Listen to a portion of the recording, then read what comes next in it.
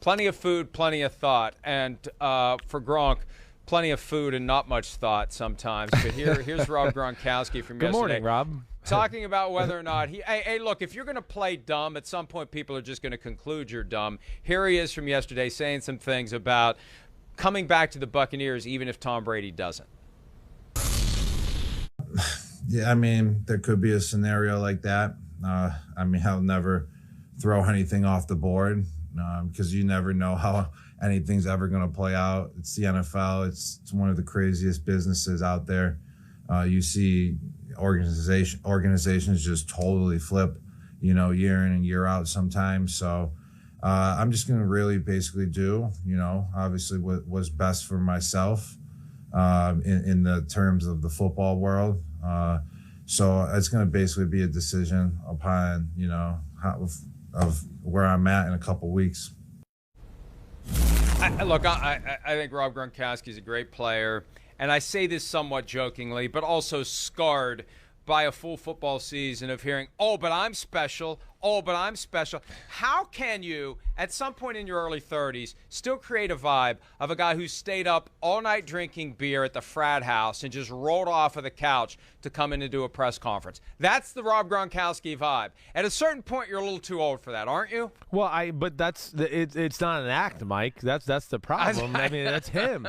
That's why he's Gronk. It's not like I think you're giving the guy a little too much credit to think he can act this well or has that well thought out.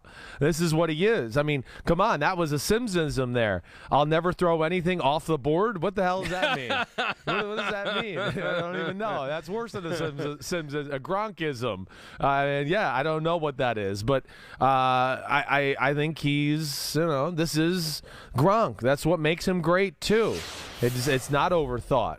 Like he said earlier this year, I don't watch film. Tom watches all the film. I believe him. I know he tried to put the toothpaste back in the bottle with that one too later in the week, that he was just joking. Bull crap. He's in the meetings. He watches what they show him on film. When he gets out, there's not one more thought about it. It's just, Tom told me to go 10 yards and go right. I go 10 yards and go right. Tom throw me ball. I catch ball. That's Gronkowski. That's as far as it goes. Like I've told you, I was there in the New England coaching staff throwing him balls every day in training camp as we got ready for practice, and about the 20th day in a row he goes, your arm's pretty good. I mean, man, you can really rifle it.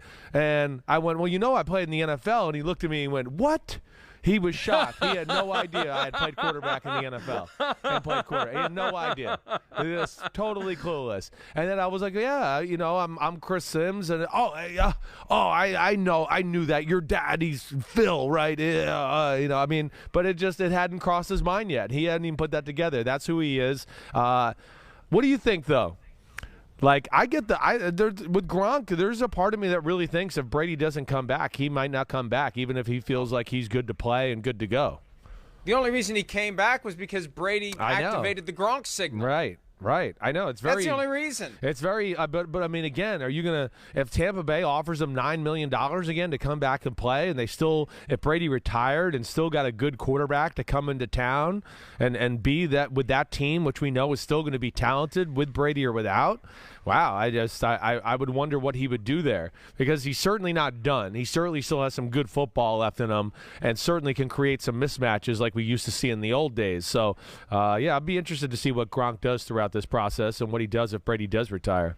Here's the real question when you consider his history, and I've always been impressed that he's kept his youthful approach, and he doesn't seem jaded or cynical after all the surgeries he's had, all the stuff he's been through. He had that broken arm, and he had a PICC line, for crying out loud. That's how bad the infection was. But how much money can he make just by being Gronk versus how much money can he make playing football? And that's why I thought he retired in the first place.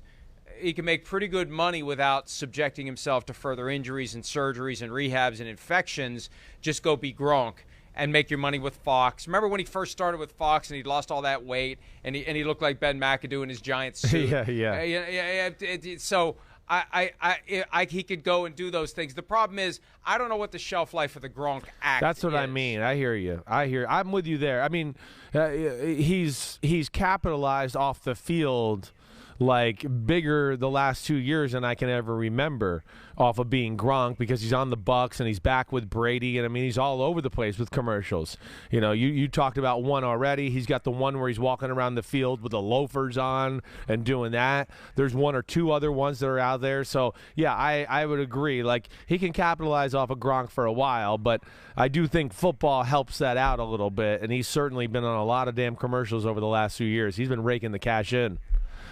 There is a point, though, where you go from being lovable fool to insufferable fool, and you better rake the money while you can before you get to the point where they say, I think we've had enough. At some point, you got to grow beyond the, you know, me throw football, me catch football, me run with football routine. And again, maybe that's just who he is, and it works until it doesn't. That's the thing. And with something like that, it may not work for very long. Hi, I'm Mike Tirico, and thanks for watching. Make sure to hit subscribe for the latest news and highlights from NBC Sports.